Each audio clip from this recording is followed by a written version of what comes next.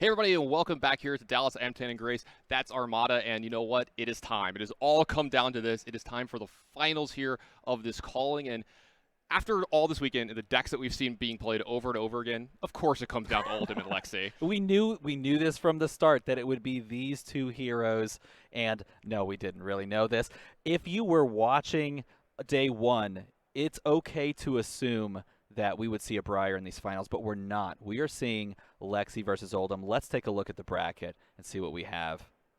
So we can see that the Briar matchup here at the top, we had a mirror, so one of those had to get through, but it does look like Nam Vo has been carving his way through multiple Briar opponents here into this finals, and then we did have two Lexi decks make it here into this top 8. Unfortunately for Lexi, they were both paired against each other, and unfortunately for Brendan Patrick, he was the one that didn't make it out of here. There was another Briar mirror here in the 3rd and 6th seed that made it into the semifinals, and from there, Lexi has gone through just like Nam did on the top here. And you know what? You said we didn't see this coming. When I was watching the draft, the top 8 draft, this would have actually been my pick. Really? Maybe I would have picked Brendan Patrick to be in the finals, just because best player left. But they were the only two Lexi players drafting in the top 8, and they were on complete opposite corners of each other on the table, so their decks were great. And then Nob was in the envious position of being the only Oldhim drafter at the finals. And this is what we talked about leading in. If everyone starts forcing Briar, this is what happens. You get these good decks, and you know what? And that leaves us with a finals. Leaves us with the finals for Lexi versus Oldhim. And I think they're telling us it's time. Absolutely. So let's throw it down. Here we go into the finals.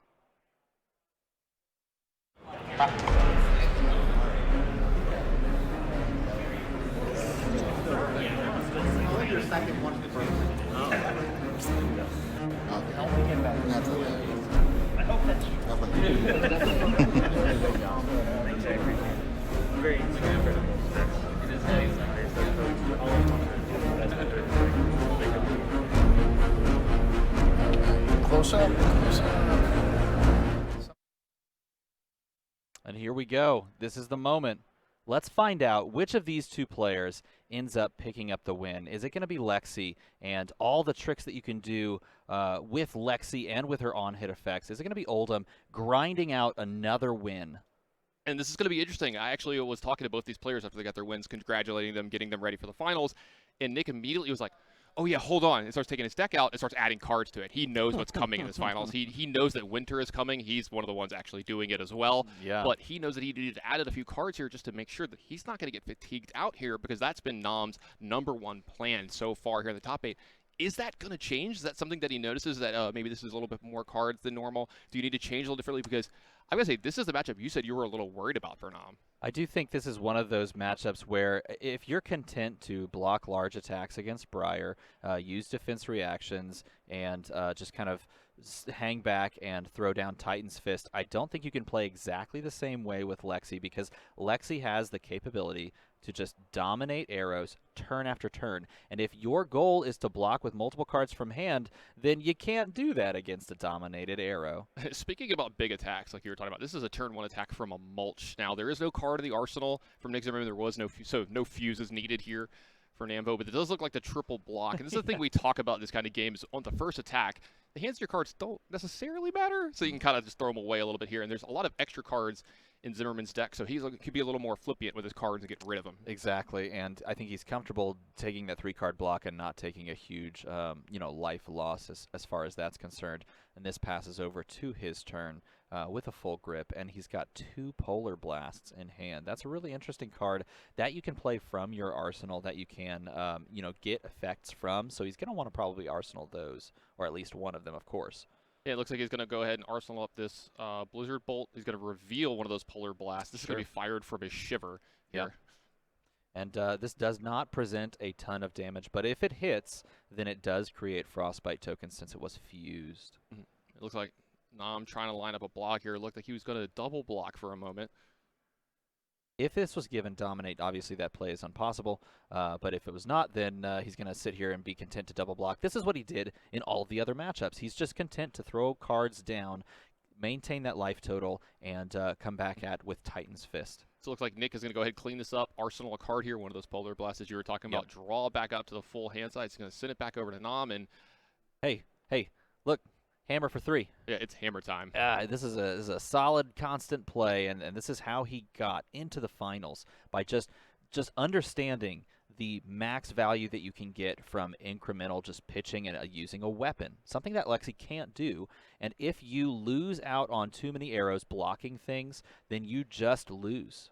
And it looks like Nick's going to take the full damage down to 15.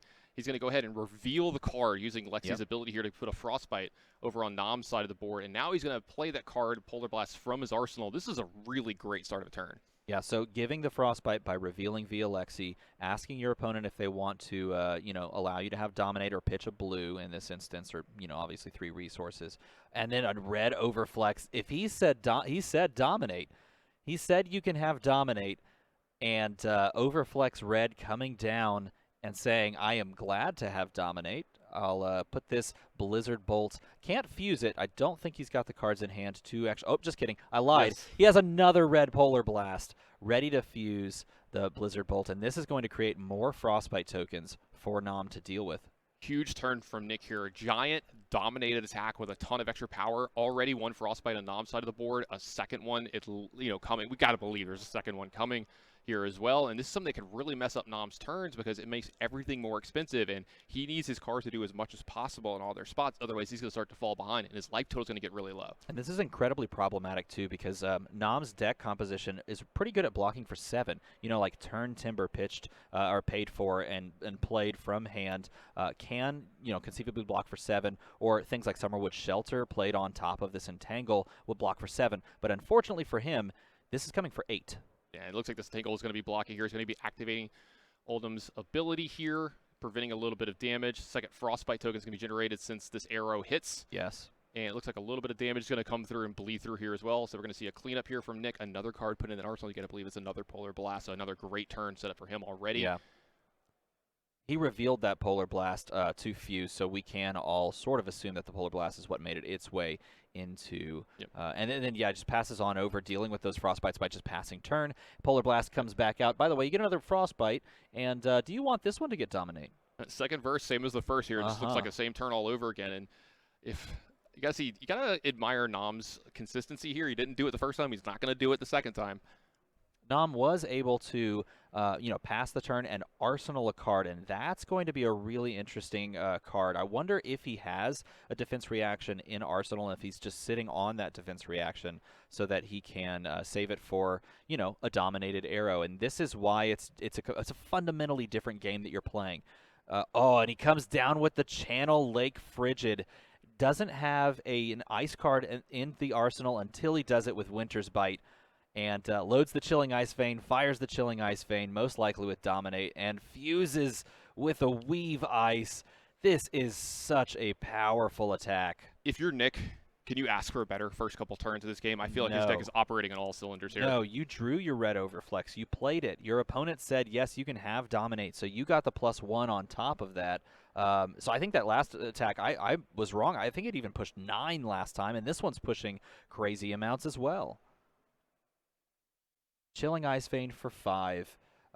Possibly Dominated. If it is Dominated, then this is really Chilling Ice Vein for maybe 6. So it looks like Nam's going to be blocking with an Oaken Old here. It's going to stop 3, and that's going to trigger Mask of Lightning here. Nick making sure to get in all the damage when he can. So this is going to get 1 damage in. So this is still during blocks, so there isn't actually a window in which Nam can activate the defense reaction because we're not actually there yet. That's correct, and also important to note, if Chilling Ice Vein was fused, then Mark of Lightning will come down. It will give Chilling Ice Vein the ability to deal damage and trigger its fuse effect, which is your opponent has to pitch or pay or discard a card. Pitch 1 resource or discard a card, and that's exactly what he does. He pitches 1 resource, and unfortunately for him, it's a great one for your arsenal. It's a red. Oh, look, the Summerwood Shelter we mentioned earlier does help him a lot more in this scenario. This is super important for Nam to have here. I think, in fact, vital for him to draw some of his defense reactions this early in the game, just to make sure that these giant arrows don't put him in a situation where he doesn't really have much to do other than turtle up. This gives him the opportunity to keep his life total a little bit higher, and now he gets a little more flexibility, right? And I like here that he chose to destroy the Frostbite on his own turn. If he had a card left in his hand, he could have, pitched away that blue card, attacked with Titan's Fist, that sort of thing. But, oh, by the way, that Weave Ice from earlier, it's in the arsenal. It gets revealed. You got another Frostbite. Speaking of Frostbites, here, have another. Yes, You please. seem to have liked them so much. You have a Frostbite, and you have a Frostbite. Everyone has a Frostbite. Yep. Everybody at home, look under your chairs. There's a Frostbite. There's a Frostbite under your chair currently.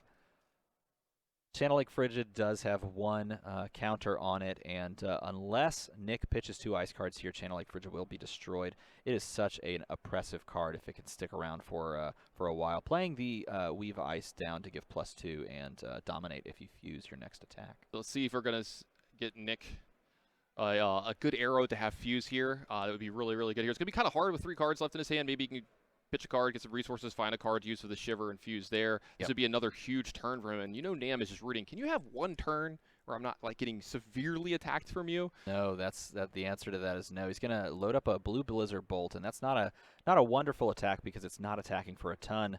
But he is going to most likely give that +1 and then dominate with the Weave Ice effect because he's revealing the Winter's Bite to fuse Blizzard Bolt. And this has dominate, it has +2, it has +1, and if it hits, it's going to generate a Frostbite token. So you can start stacking those Frostbites up on Nam.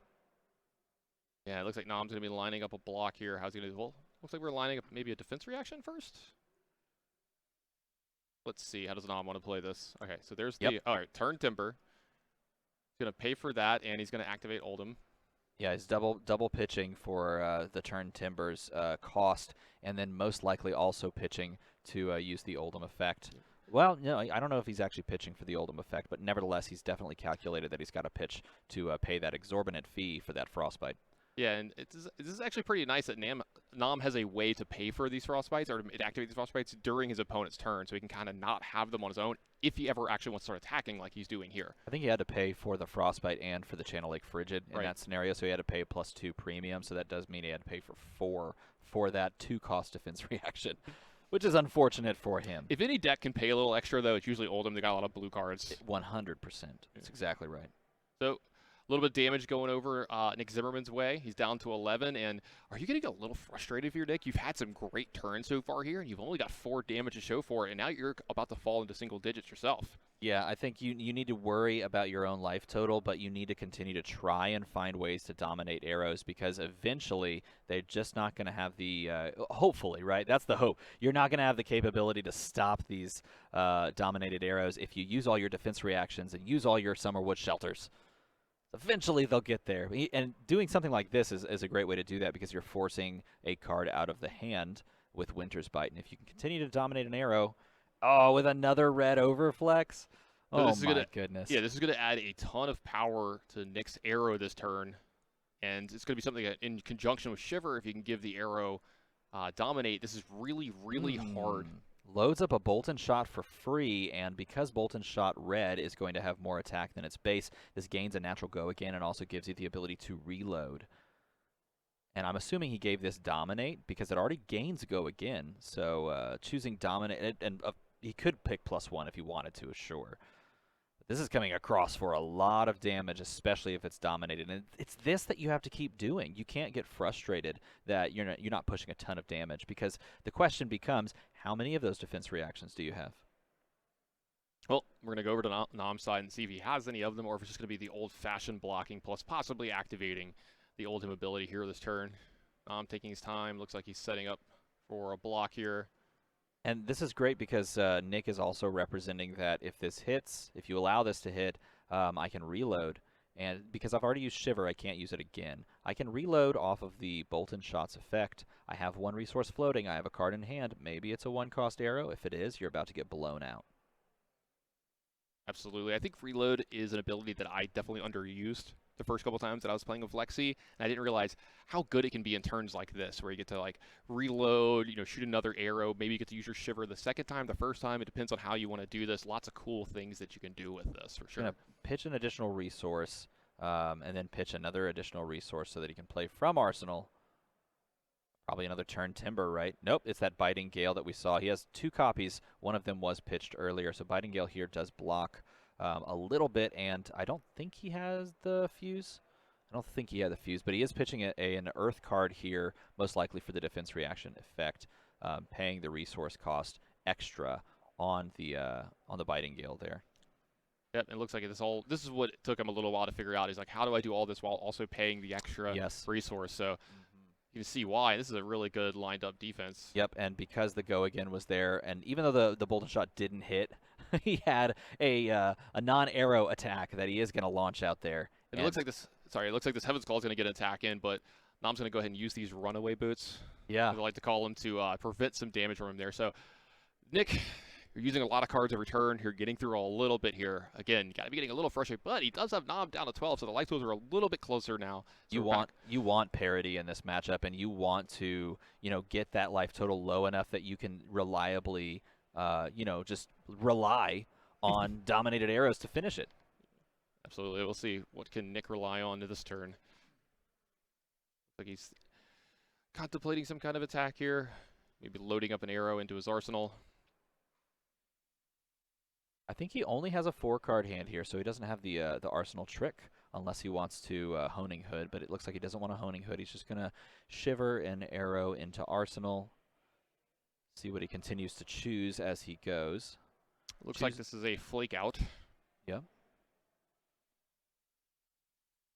Flake out, the yellow version here attacks for 4. If fused, it gains a natural dominate. So if he does have the fuse capability, then this can block, or this can prevent some serious, or cause some serious problems, I should say. Now, it does look like this is blocked with 1 card from hand, so it's going to block 3 of the attack here, plus an activation of Oldhim's defensive reaction ability. It looks like it's going to be an arsenal for Nick. Draw 4 cards, pass over back to Nom. Let's see, can Nom get some more offense going here? Well, he did manage to keep cards in hand this time. That attack was a lot more passive in comparison, less explosive than these overflex plays that we've seen on several of Nick's turns. So it'll be interesting to see if he can amount some sort of offense to rip a couple cards from Nick's hand, and if so, how that will slow down Nick's subsequent turn. We'll see. It does look like he's lining up, maybe he's thinking about if it's hammer time or not. What card does he want to arsenal? Okay, look at this. This is a deep blue, so I've got to believe this might be a card from hand.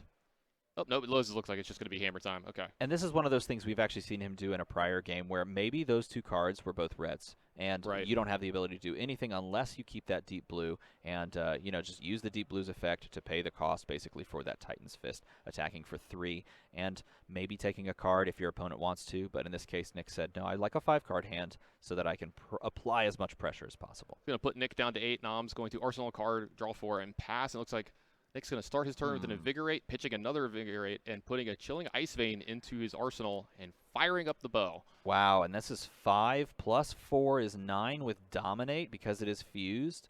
That is incredibly powerful, and you have to wonder if Nom has the tech to deal with it. 1 card block from hand. Oh, is he going to go search up the Plume? He's going to go use Plume here. He's going to go get the defensive reaction here to make sure that he because this is a dominated attack, so only 1 card from hand can block from here. He can't actually grab a defense reaction. He has to grab the Summerwood Shelter Red to give +4 to block 7 here. But I think this still connects, does it not? Unless I've done my math wrong, which I could have. I definitely could do my math wrong. Nevertheless, that's such a cool play that we've seen him make on several different games to pop the Plume at just the right time, go find that Summerwood Shelter and use it again. And here we're seeing Nom actually get aggressive with another attack. This is a burgeoning for 6 this turn, and Nick is at 8. This is for a large chunk of his life total. I think Nom is starting to sense it. He's starting to feel it. This is my time to turn the corner. This is my time to get some damage in. And all these damages right here are so important because it's going to get Nick's life total low, or it's going to trade for multiple cards from Nick. And you've seen Nick have to use 3 and 4 cards every turn just to get through 2, 3, even 4 damage. So this is a great spot for Nom to be in. I think this is the card he's had in Arsenal for several turns, waiting for a turn to pitch yellow and play this at just the right time so that you can attack 7 and really start to pull the cards out of the hand and make the turn a lot worse, a lot harder to deal with for Nick than normal, right? Nick thinking about his turn here. Considering his block, what's it going to leave him with? It looks like he does have an arsenal card here, so he's going to double block of 2 arrows here. Wow, are those 2 red Chilling Ice Veins? Double blocking with 2 red Chilling Ice Veins. Very interesting. That is going to block just a significant amount. Maybe that didn't come from Arsenal because that would have dealt a damage. Yeah, I don't think that it did. Now, this is going to be Lexi's ability here, revealing an ice card, giving a Frostbite over to Nam, and then we're going to play a Winter's Bite here as well. Another decision for Nam to make. And this is an easy one for Nam to deal with because you can pitch blue very easily in Oldhim. Oftentimes, any of these Winter's Bites are fairly easy to deal with because you can pitch for them. It does look this is going to be an overflex for some resources, and a Winter's Grass is going to make an attack here. Yeah, and this is a unfortunate play that you kind of have to make as Nick because you need to clear your arsenal as Lexi. You don't have access to 2 arsenal slots. You don't have New Horizon as a hood. So that card, because you chose to arsenal it on the prior turn, it basically just has to be played. Yeah, double block from Nam here. He's going to just pass his turn, draw up. He's at 12. Nick is down to 8. But Nick's got a hand here now. Let's see if he can push some more damage over Nam's way. But Nam has been ready for all of these tests so far. He's been able to hold back just enough. Let's see if Nick can push some more damage through his turn and get this game a little bit closer. He's going to load up a Cold Wave, red Cold Wave into his arsenal. And I'm not sure what mode he'd choose in this scenario, but most likely you're looking at these Dominate arrows because this is your path to victory against someone that can play so many little tricks and things. You are going to dominate the Cold Wave here. And Cold Wave comes for, I believe it just comes for 5 because there are no other buff effects. And this red arrow is a 5 attack arrow. Unless he chooses +1 to make it a 2-card block, and that's what he did. I guess he just wants to continue to try and take cards. Because at this point, you're basically trading 1 card for his 2, right? Right, and so I think that's pretty big here. So we're going to see Nick use an Arsenal draw up here, but I think it helps ensure that he doesn't get attacked by a card from hand. And I think that's what Nick is trying to do as much as possible. Push as much damage and make sure that if he gets attacked, it's only like this. He gets attacked by the hammer, and he can stomach taking 3 possibly a turn or block with 1 card from hand. If he allows Nam to keep multiple hands and maybe attack him with that enlarge instead of block, this game could end very quickly. Yeah, Break Ground would be a scary attack. Now, he did fuse that Cold Wave, and that does kind of tax your opponent in a way that a Frostbite kind of does. So he's, in 2 ways, like you're talking about, he's ensuring that he doesn't get attacked with a card from hand. Nick down to 8, pondering this attack from Titan's Fist. Does he want to take the 3?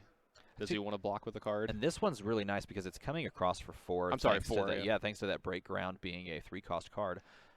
And look, he takes it all the way down to 3. And I think at this point he's trying to say, well, I have to do something. I have to make a giant attack that really does rip cards, and perhaps going Winter's Bite, taking a card, and then several other large attacks over the next 2 turns, maybe ripping enough cards to stop some of this pressure. Right, now it was the start of the turn. He did reveal this to Lexi, giving it a Frostbite token over to Namvu. Winter's Bite looks like it's going to get paid for, and how does he want to play the rest of his turn? Another's Winter Bite into an Overflex. Okay, we could see a big attack here. This is a yellow Overflex with some resources left over. What's he got for his bow? He's got a Chilling Ice Vein, loading up the bow, firing it from his quiver. Chilling Ice Vein coming across with a +3 from this yellow Overflex. That's right. I assume that he chose Dominate here. It would kind of make sense to try to push for some damage, unless he's still just wanting to get as many cards. Oh, that's a defensive reaction from Nam. And the turn, pump. turn Timber plus Summerwood Shelter. And look, he has in his hand a Lightning Press, and he can jam the Lightning Press down, but I don't think it actually pushes the damage because turn Timber plus Lightning or plus Summerwood Shelter, I think, clears it. Oh, maybe he's not actually playing the Summerwood Shelter down onto the card. Perhaps there's an intricacy there that allows him to instead just use that for the block 2, pitching it away from Oldhim. It looks like Nam's going to pass his turn, just drop to 4 here, so we're going back over to Nick. Can he push through some damage? The same questions. Is that a Weave Lightning in his hand? We haven't seen many lightning effects like that from him yet, so let's see if we can get maybe some extra damage pushed through this turn, because that's what he really, really needs in this spot.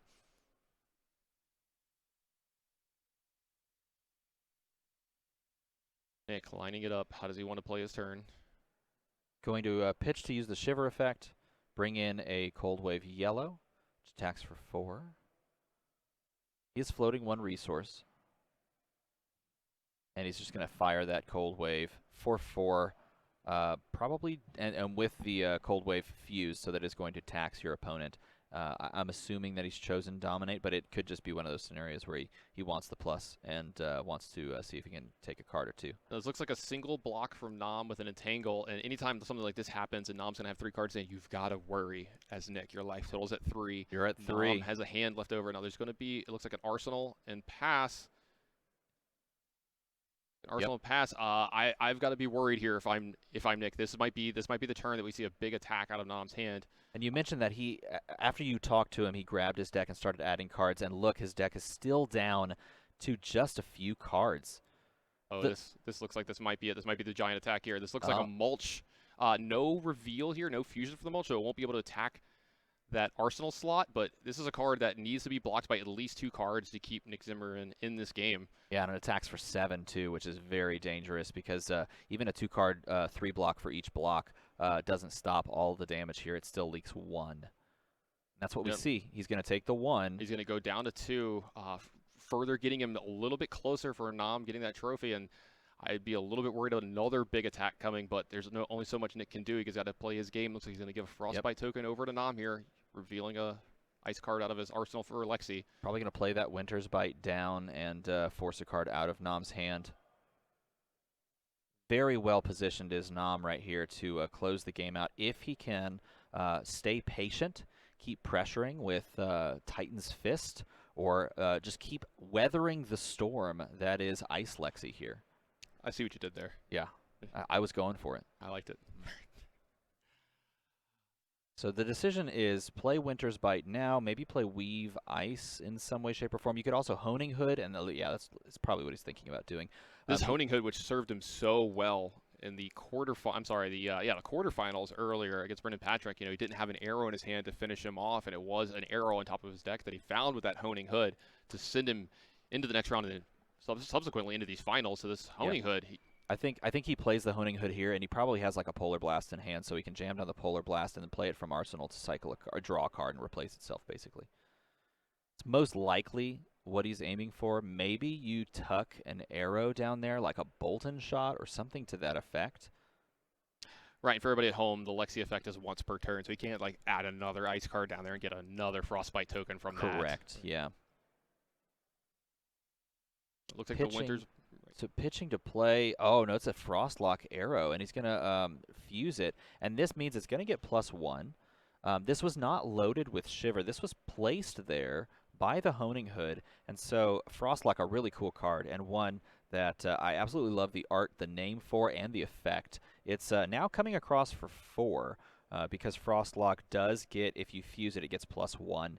And it also gets this really cool effect that if you hit with it, or if it hits a hero until their end of their turn, they can't play or pitch cards with base cost 0. Now, you don't have to worry about that really as Oldhim, but this does also just inherently say that cards and activated abilities cost opponents an additional 1 resource on that turn. This does look like a defensive reaction that was fused here from Nam Vu. Putting down to 11 here. The Frostbite's gone, but he's going to start his turn and do what Oldhim does, just draw up. Looks like we're going to have a tight attack here from I forgot there was a card left over, so it is going to be an attack here for 3, which is more than Nick's life total, so he's got to have some form of block here. It looks like he's going to block... I'm sorry, it was an attack for 4, so he's going to block 3 of it here. Yeah, Titan's Fist coming across. That is how Nam got here, and I think it may be how Namvo intends to close out the game. He is that close. All right, we see Invigorate getting pitched here. This is a blue Overflex. He's going to pump the next arrow for 2. This is a Chilling Ice Vein, pumped by the Overflex. He's doing the best that he possibly can. He's playing Overflex. He already had the Chilling Ice Vein in the arsenal, I believe, so he just fired it from the arsenal. Didn't actually give this Dominator +1 with Shiver. That's why he was able to pitch the yellow Invigorate and cover the costs here, because otherwise he'd have to pay, to load it with Shiver. Looks like this is a 7-power Chilling Ice Vein coming across. And how does Nam want to approach this? 7, one of those harder numbers to get to. Yeah, and in this scenario, as Oldhim, there's a couple of ways for him to do it, because this is not dominated, so he can double block, and he can avoid any hits if he wants to, or he can just take the 1, because he is at a healthy 10 life now after taking that 1. Yeah, and that's going to put him down to 10. You got to believe there's at least Hammer Time coming, but no, this is a Snow Wonder. This is a huge attack. For 7, and I mean, look at this. Nick has 5 cards in circulation. The 4 cards in hand. He's got 1 card in his deck to draw up, and he's going to throw it all down and shake because they know it's over. That is the game. Ladies and gentlemen, we have ourselves a champion, and it is going to be Namvo on Oldhim. Oldhim picks up the win. He is the calling champion. Absolutely. What a great top 8 just display of mastery from Nam here. I've heard from people before that he's definitely a Guardian player, likes a lot of Bravo himself, and what better spot could you ask for to be the only Guardian drafter in the top 8 draft? It's you get a the dream. deck you want. It's a dream. That is the dream. If you are a Guardian player and you sit down in the top 8 and you say, I want to play Guardian, and everyone else says, okay, you play Guardian, we'll play the other ones. Right. What a dream. And he played it perfectly. He showed us exactly how you can play Control Oldhim in draft and in seal. He's done it. He completed the entire circuit with Oldhim. Absolutely killed it. Congratulations to him, and I think we're going to have him in very soon talking with you. Yeah, absolutely. And I think you're going to get to show him a very special prize that he has earned, I think. Oh, absolutely. A couple of them. You know, he's going to have the trophy here. He's going to have the champion gold foil tunic as well. He now has a Pro Tour invite. He's the calling champion. He's got bragging rights for the rest of his life, actually, as well. Most definitely. I can't believe all of the amazing things that come with picking up a calling victory. And not only is this going to be great, if you want a chance at a calling victory, you can actually do the same thing in the calling Cincinnati and the calling Orlando, which is paired up with the national championships, the U.S. national championships in Orlando. So there's opportunities for you as well to try to test your mettle and pick up your own calling victory like Nam has just done here. Yeah, Cincinnati a week from today, Orlando 2 weeks from today. There is a calling attached to that national championship as well. So if you're not qualified for the national championship and you want to see yourself picking up one of these trophies, maybe outdo Nam himself, show him how to play Oldhim, then you can come down there and play the event yourself. If you can't make it to either one of those, we will be broadcasting on Twitch on this channel, so make sure you don't go anywhere. Make sure you hit that follow button so you can see it as well. And I think we almost have the champion ready. There's a little bit of bookkeeping going on. He's talking it over. He's probably a little excited. Yeah, let me do this. Let me step out. I'm going to make a spot for him, and then he can take over in my stead. How about that? Yeah, just 1 second, everybody at home. We're going to have Nam step in here, and I'm going to take my mic off for just 1 second.